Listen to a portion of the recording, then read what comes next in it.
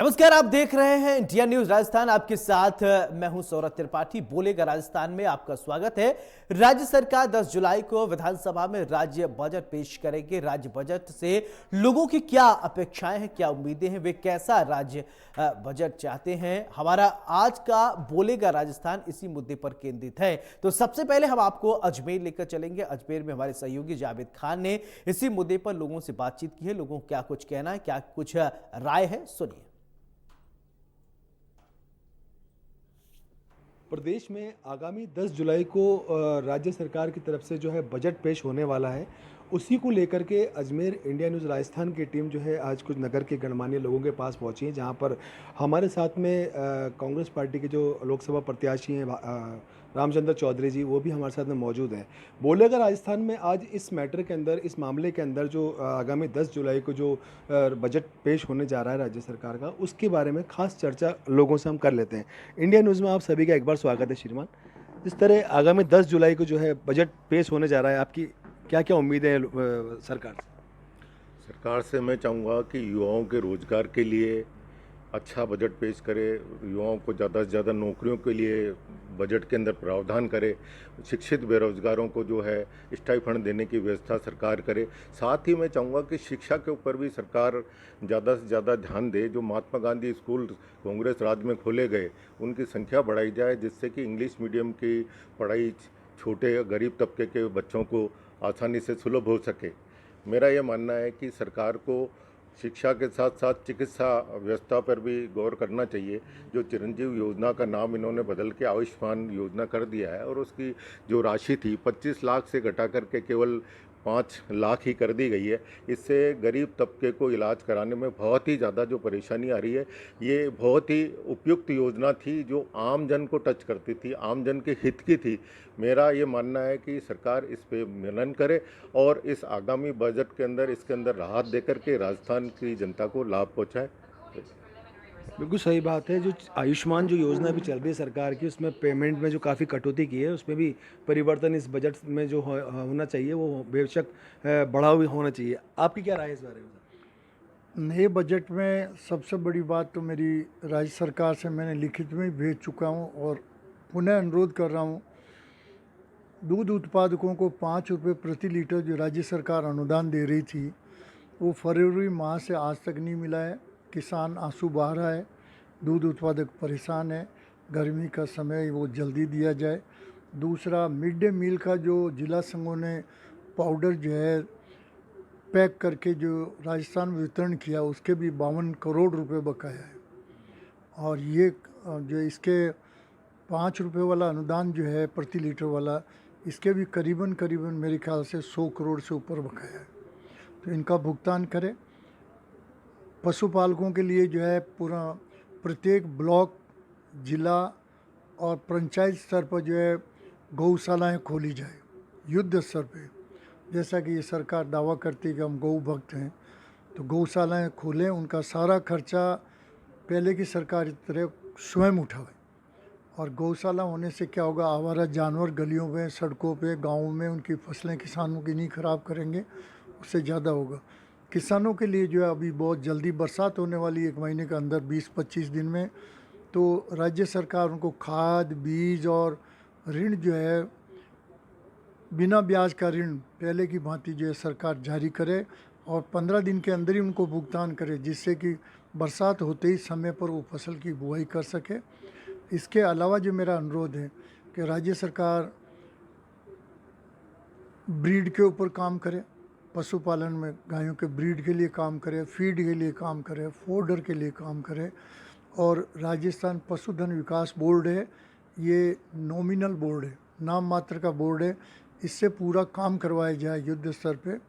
भारत सरकार ने जो वादा किया था कि जब गायों में लंपी बीमारी आई थी, तो उसमें लंपी बीमारी में काऊ पॉक्स का टीका नहीं होकर के गोट पॉक्स का टीका दिया, उससे गोट पॉक्स से गायों का इलाज नहीं हो सका। तो भारत सरकार, राज्य सरकार भारत सरकार पर अनुरोध करे कि वो काऊ पॉक्स टीका लगा। इसके अलावा जो है मेरा अनुरोध है, रेलवे पुलिया वाली जो है श्रेय ले रहे हैं कि राहजाती बदल गई।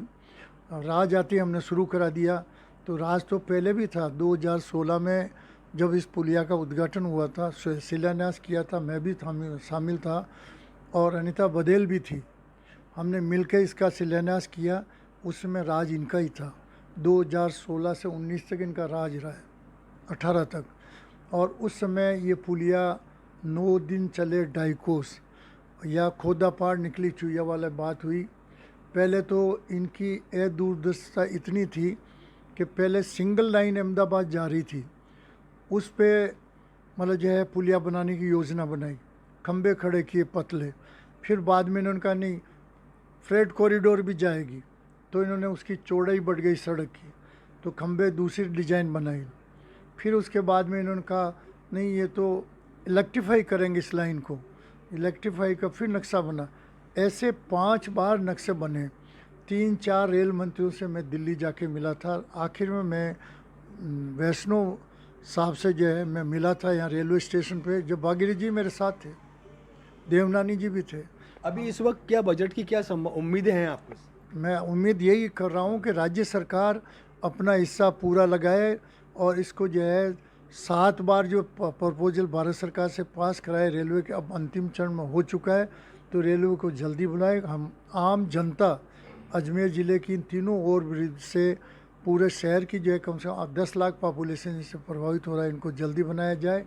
और हम उम्मीद करते हैं, मैडम ने कहा कि हमारा राज आते ही हो गया, तो अब राज आपका आ गया है, भारत सरकार में मंत्री भी बन गए, तो रेल भी जो है महीने के भर में चलने लग जाएगी। कोटा हम बैठेंगे उस रेल में, यहाँ के नागरिक बैठ के कोटा भी जाएंगे, यहाँ के नागरिक बैठ के मेड़ता भी जाएंगे, और हवाई अड्डा भी अंतर्राष्ट्रीय बन जाएगा महीने 2 महीने में।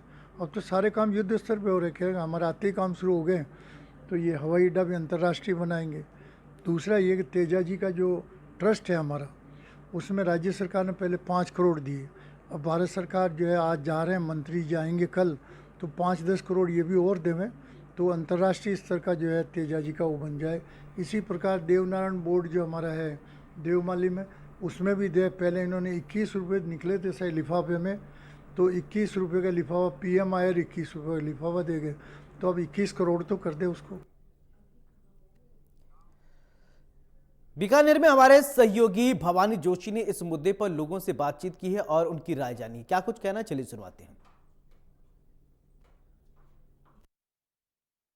सरकार का बजट पेश होना है और उसके जो है पंख लगने लग गए हैं, और राजस्थान का किस तरह से विकास हो और बीकानेर के डेवलपमेंट के लिए किस तरह से जो है बजट में होना चाहिए। हमारे साथ कुछ लोग हैं, बात करते हैं। बीकानेर डेवलपमेंट के लिए किस तरह बात होनी चाहिए? सबसे अच्छी बात तो ये होगी, पहले हाईकोर्ट की जो घोषणा हुई है उसमें बजट रहे, उसका प्रावधान हो। इसके बाद में पानी की समस्या चौपड़ाबाड़ी में आज भी है।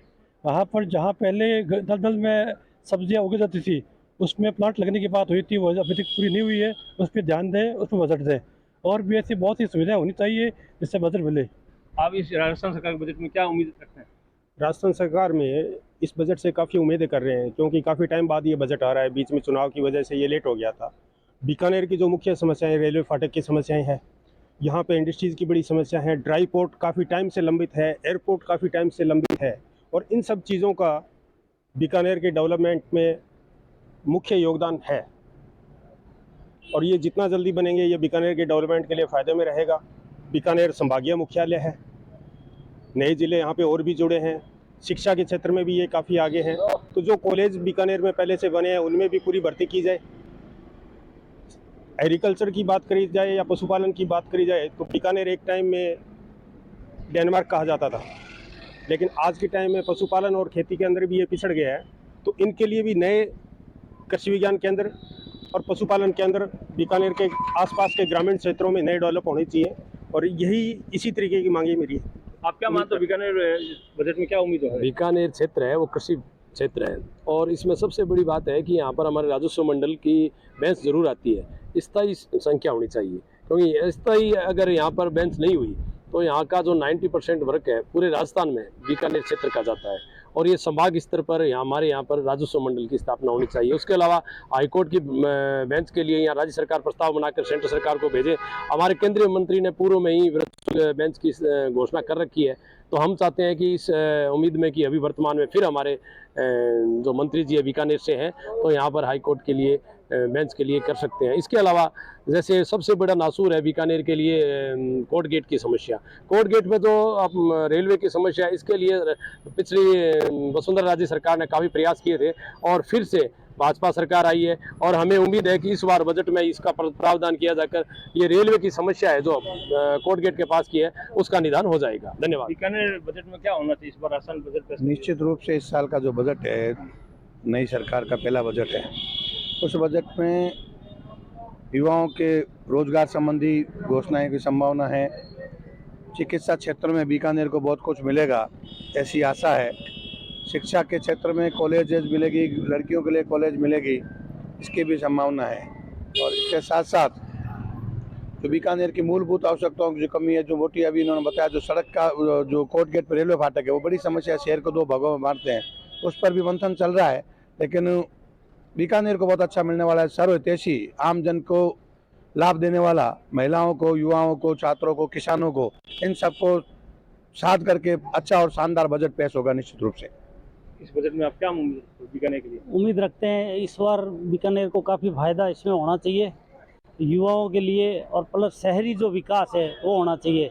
और जुडिशरी के क्षेत्र में हाई कोर्ट की बेंच है, प्लस कंज्यूमर में सर्किट बेंच है, उसकी स्थायी रूप से यहाँ मांग काफ़ी लंबे समय से चल रही है। तो उम्मीद है कि इस बार सरकार है वो इस मांग की ओर ध्यान दे करके ये चालू करवाएगी।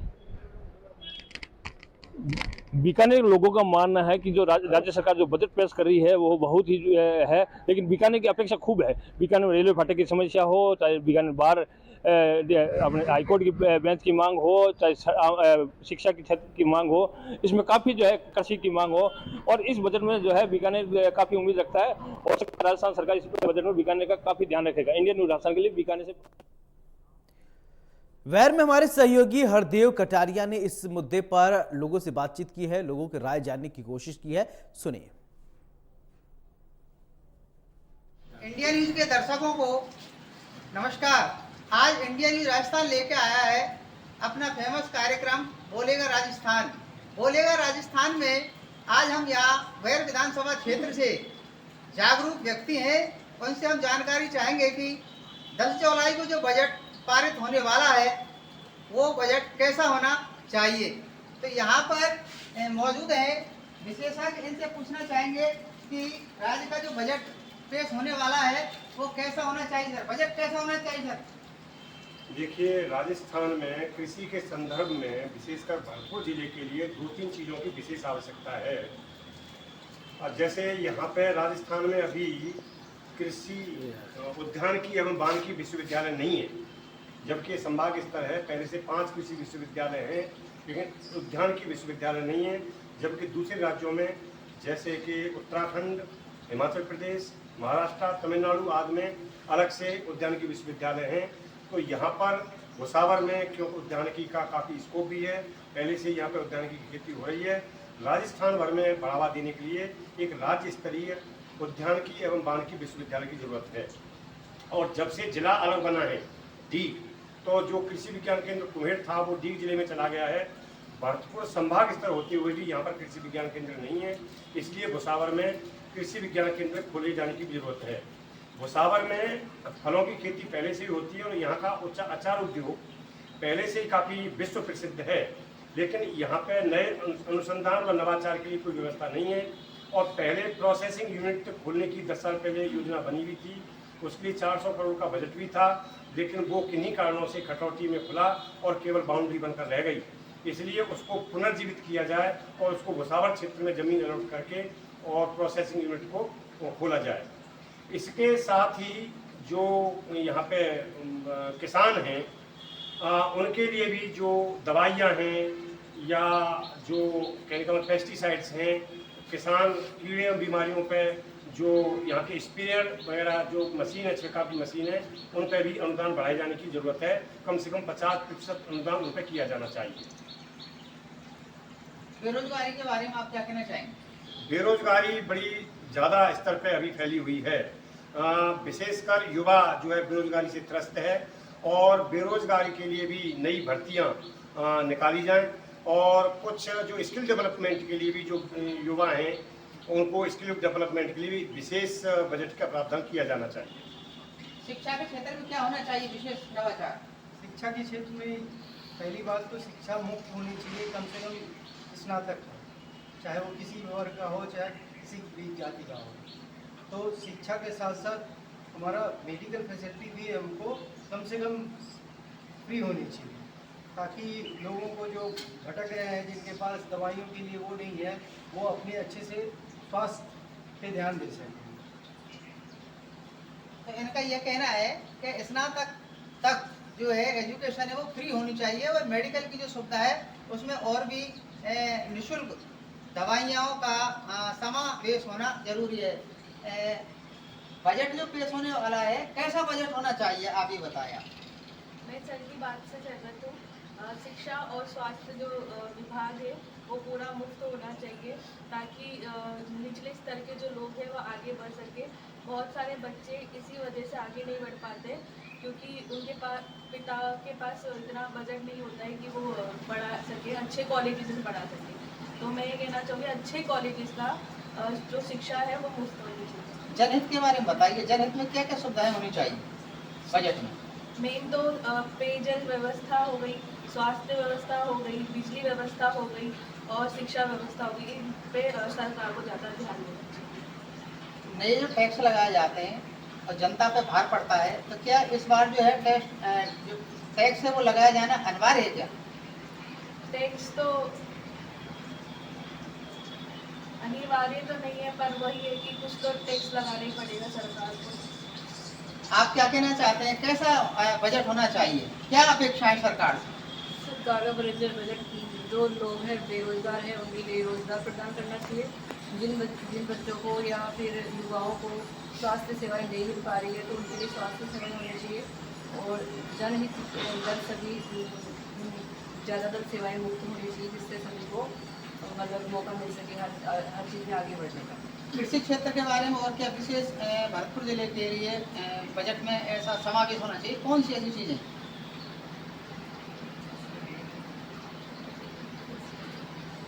तो इनका यह कहना है कि बजट ऐसा होना चाहिए जो आम जनता के लिए राहत देने वाला हो। यहाँ पे और भी मौजूद हैं, आप क्या कहना चाहते हैं बजट को लेकर के? बजट में कृषि क्षेत्र में हमें एक तो मशीनरीज पे जितना भी सब्सिडीज है वो कम है, थोड़ी उनकी सब्सिडीज बढ़ानी चाहिए। जैसे आजकल राजस्थान में फार्मर्स डिफरेंट क्रॉप्स के लिए डिफरेंट जो मशीन्स हैं उनको इम्प्लीमेंट नहीं कर पाता क्योंकि उसके पास इतनी आय नहीं है और वो सारे के सारे मतलब ऑलमोस्ट 30 to 40% फार्मर्स हमारे पास मार्जिनल फार्मर्स है। तो उसके लिए उनको या तो कस्टमाइजिंग सेंटर्स पे उनकी रेटें कम करनी चाहिए और फार्म ऑर्गेनाइजेशन है जो FPOs हैं उनके पास सब्सिडीज उनको भी प्रोवाइड कीजिए। शिक्षा के क्षेत्र में बताइए, शिक्षा के क्षेत्र में बच्चों को टैबलेट्स वगैरह दिए जाते हैं लेकिन नेट की सुविधा नहीं दी जाती है। इस बार सुना है कि जो सरकार नेट की सुविधा फ्री करने जा रही है, क्या कहना चाहेंगे? अगर ऐसा है तो बहुत ही अच्छी पहल है सरकार की तरफ से, होना भी चाहिए। क्योंकि हम कई बार देखते हैं कि सरकार जो टैबलेट्स या मोबाइल्स बांट देती है लेकिन उसका जो डेटा है, डेटा चार्जेस मंथली या 6 महीने का जो भी है वो जेब से खर्च करने पड़ते हैं और कई बच्चों के पास है, कई गार्जियंस के पास वो पैसा नहीं हो पाता है। उसकी वजह से वो प्रॉपर जो यूज़ होना चाहिए उसका जो भी उसका हो नहीं पाता। तो अच्छी पहले गवर्नमेंट की ऑनलाइन क्लास ये चलाने में बच्चों को सुविधा मिलेगी, ये कहना आपका? बिल्कुल, ऑनलाइन क्लासेज में काफ़ी ज़्यादा इसमें जो है सुविधा मिल पाएगी। सरकार के द्वारा अधिकांशतः काफ़ी समय से भर्तियाँ नहीं निकाली गई हैं, शिक्षा विभाग में है, एग्रीकल्चर विभाग में है, कई डिपार्टमेंट में। तो इस बार जो बजट में क्या चाहते हैं सरकार से आप? हम तो यही चाहते हैं एज ए नागरिक के जो मैक्सिमम जो भर्तियां निकाले गवर्नमेंट की जो भी है भर्तियां निकाले और पूरी पारदर्शिता के साथ वो भर्तियां। देखिए, लोगों का कहना है कि भर्तियां निकाली जाए, पारदर्शी हो, यानी पेपर लीक ना हो, साथ ही रोजगार को, शिक्षा को लेकर, स्वास्थ्य को लेकर, इसके अलावा यातायात व्यवस्था को लेकर, ये छोटी छोटी और बड़ी लोगों की उम्मीदें हैं। अब देखने वाली बात होगा कि इस बार जो बजट पेश होगा उस बजट पेश होने में कितना लोगों का ध्यान रखा जाएगा। राजस्थान बोलेगा में मेरे साथ फिलहाल इतना ही। नमस्कार।